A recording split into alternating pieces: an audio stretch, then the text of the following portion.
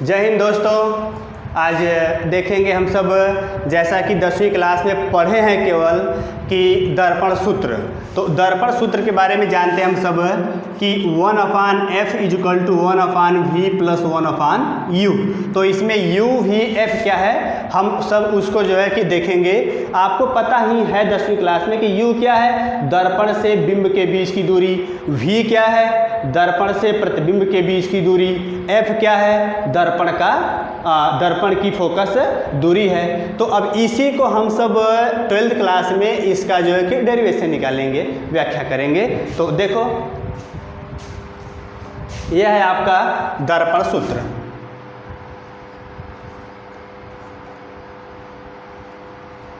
दर्पण सूत्र यह अब देखेंगे हम सब कि जैसे मान लेते हैं कि यह एक दर्पण है, यह एक दर्पण है और उसके बाद यह दर्पण का प्रिंसिपल एक्सिस है, मुख्य अक्ष, ठीक है। और उसके बाद यह पॉइंट P है, इसका ध्रुव वाला भाग है, यह पॉइंट P।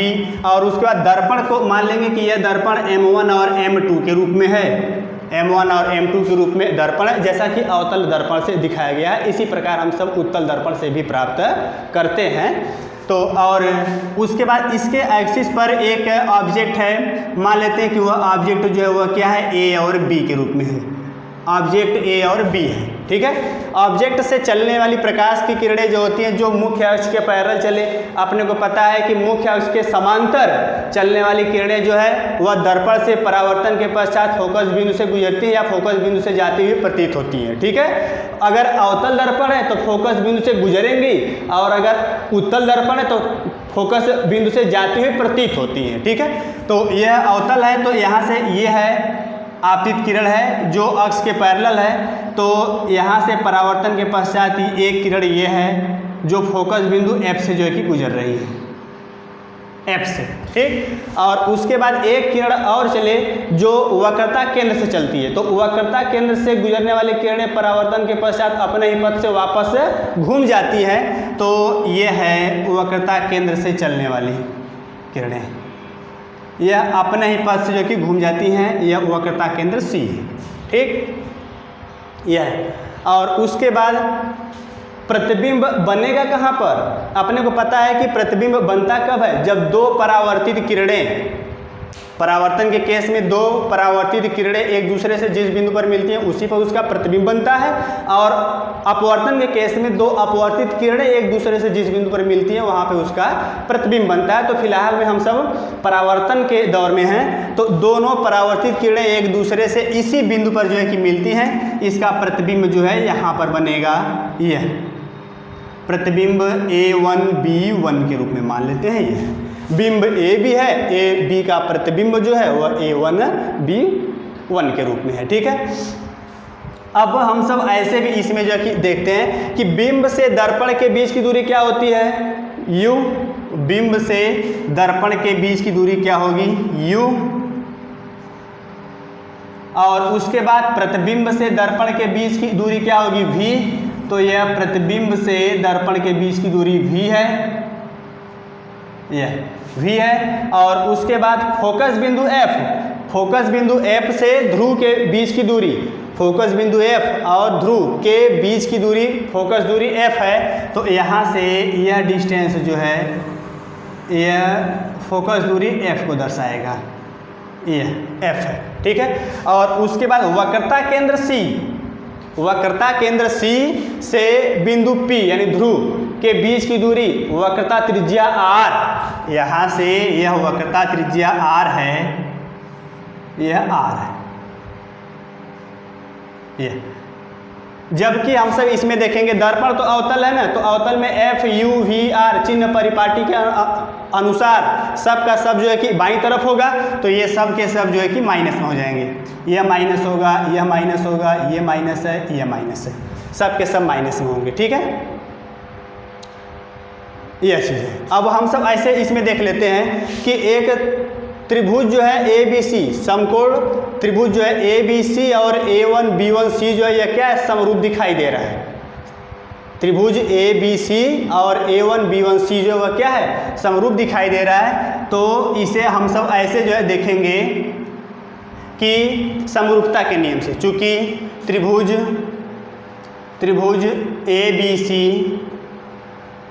ABC समकोण त्रिभुज है, त्रिभुज ABC और समकोण त्रिभुज A1 B1 C समरूप है, तब समरूपता के नियम से, समरूपता के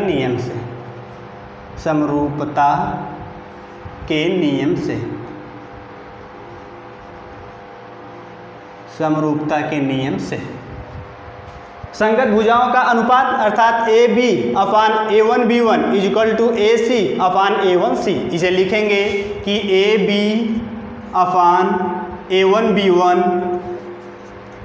= AC/A1C। This is equation number first. ठीक, इसी प्रकार हम सब अगर यहाँ से एक जो है कि लंब डाल दें, यहाँ पॉइंट मान लेते हैं D, पॉइंट D से एक ये है मान लेते हैं लंब, यहाँ पे मान लेते हैं या N के रूप में है, ये DN। तो एक समकोण त्रिभुज आपको क्या मिला, DNF, और एक और आपको मिल रहा है कि A1B1F, मतलब यह भाग। एक त्रिभुज है आपका DNF और एक त्रिभुज है कि A1B1F। ये दोनों त्रिभुज भी आपस में क्या होंगे, समरूप होंगे। तो इसमें भी समरूपता का नियम लगाएंगे। तो ये होगा आपका पुनः समकोण त्रिभुज क्या है, A1B1F और समकोण त्रिभुज DNF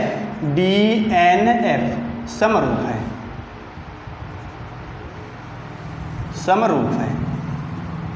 तब समरूपता के नियम से, समरूपता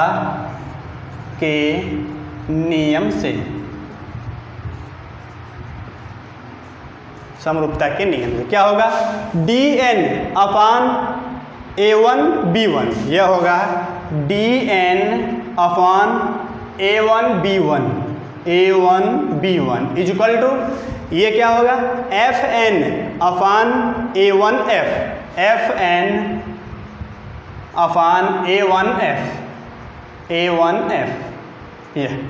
A1F। चूँकि यह किरण BD जो है वह प्रिंसिपल एक्सिस के पैरेलल है, समांतर है। तो अब इसमें हम सब ये भी जानेंगे कि अब AB = DN, पैरेलल होने के कारण दो जो है कि रेखाएं अगर पैरेलल तो उनके आमने सामने के प्रत्येक बिंदु के बीच की संगत दूरी आपस में क्या होती है, बराबर होती है। अर्थात यह होगा AB = DN।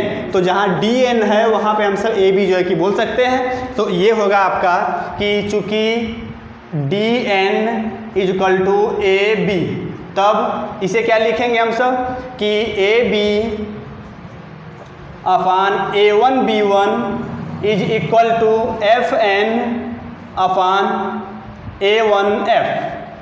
FN/A1F। Equation number second है, ये फर्स्ट रहा, ये सेकेंड है। जबकि हम सब देख क्या रहे हैं, इसमें देख रहे हैं कि इक्वेशन नंबर फर्स्ट और सेकेंड दोनों आपस में क्या है, बराबर दिखाई दे रहे हैं, इक्वल दिखाई दे रहे हैं। बायां पक्ष देखो, AB/A1B1 AB/A1B1। तो इक्वेशन नंबर 1 और 2 से यह होगा समीकरण 1 और 2 से।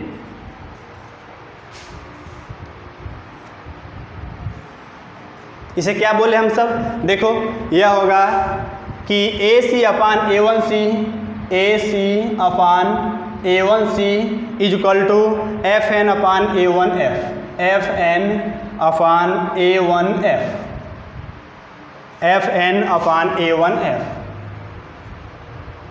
यह अब इसका जो वैल्यू रखना है भाई, तो क्या करेंगे हम सब, AC का वैल्यू खोजो, कहाँ AC ये है। तो AC का वैल्यू प्राप्त होगा कि AP में से CP को घटा देंगे तो AC पता चला जाएगा।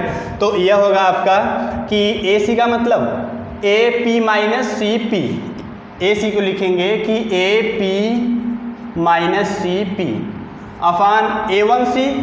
A1C का मतलब क्या होगा, A1C यानी CP minus A1P, CP minus A1P is equal to FN। FN देखो अच्छी इधर, FN को हम सब FP बोल सकते हैं कि नहीं? कब बोल सकते हैं कि अगर यही किरण जो है अक्ष के बहुत पास से चले तो ये पॉइंट N जो है nearly equal two point P, ठीक है, तब हम सब बोल सकते हैं कि FN is equal to FP। तो ये होगा FN के जगह पर FP जो है कि बोल सकते हैं, लिख सकते हैं अब। तो ये होगा FP अपान A1F। A1F का मान भाई, A1F का मान क्या होगा? A1P minus FP। A1F का मतलब A1P माइनस FP। अब पूरे का जो है कि वैल्यू रखा जाए चिन्ह के साथ, ठीक है, चिन्ह परिपाटी के अनुसार चिन्ह के साथ रखेंगे। तो इसमें U V F R जो है कि देख रहे हैं कहाँ, बाईं तरफ है तो माइनस में होगा। तो यह होगा आपका AP मतलब क्या लिखे हो, यह माइनस U और ये माइनस CP यानी R, यह होगा minus R upon minus R और ये minus A1P that is V। तो ये होगा minus V is equal to FP को बोल सकते हैं फोकस दूरी F है ना, तो ये होगा माइनस F अपान A1P, यह माइनस V और ये माइनस FP मतलब माइनस F। तो वह माइनस, अच्छा छोड़ो जाने दो, यह माइनस F एक बार यहाँ लिख ही देते हैं यह। अब ये होगा देखो माइनस U और ये माइनस माइनस तो प्लस हो गया, लेकिन R का मान क्या लिख दें? डायरेक्ट ये होगा कि आपको पता है कि R बराबर 2F होता है, 10वीं क्लास में था R बराबर 2F। फोकस दूरी और वक्रता त्रिज्या में संबंध आपको पता है भाई। तो ये होगा R बराबर 2F, साथ में अपान यहाँ भी लिख दें माइनस 2F और ये minus minus plus V is equal to minus F upon, इसे क्या लिखेंगे, माइनस V और प्लस F। ये अब इसका जो गुणा किया जाए तिर्यक, तो ये होगा,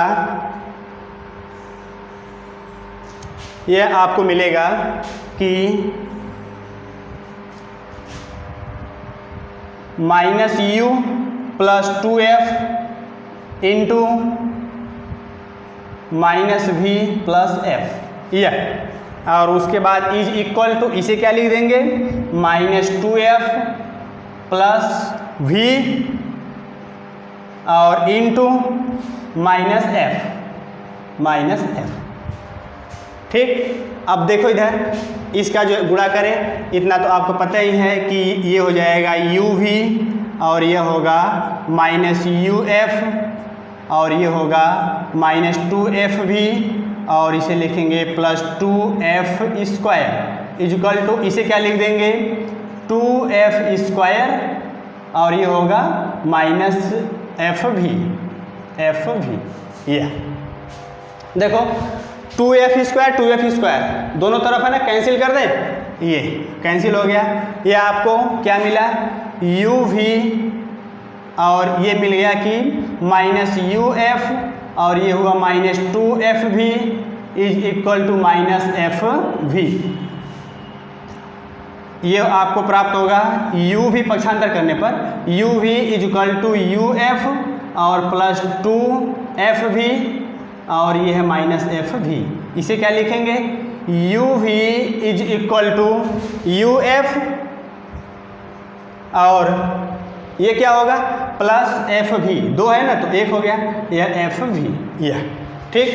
अब F को ले लेते हैं, कॉमन कर लें, तो ये आपको मिलेगा F कॉमन कर लिया, ये हो गया U plus V is equal to UV। यहाँ से F का मान निकालें, F बराबर UV अपान U प्लस V, ठीक। उल्टा कर लेते हैं, तो ये होगा 1 upon F is equal to U plus V upon UV। UV से एक बार U में एक बार V में जो है कि डिवाइड करें तो ये चीज़ आपको प्राप्त होगा कि 1/f is equal to 1/v plus 1/u। यह है दर्पण सूत्र आपका, ठीक है। 1/f is equal to 1/v plus 1/u, ठीक।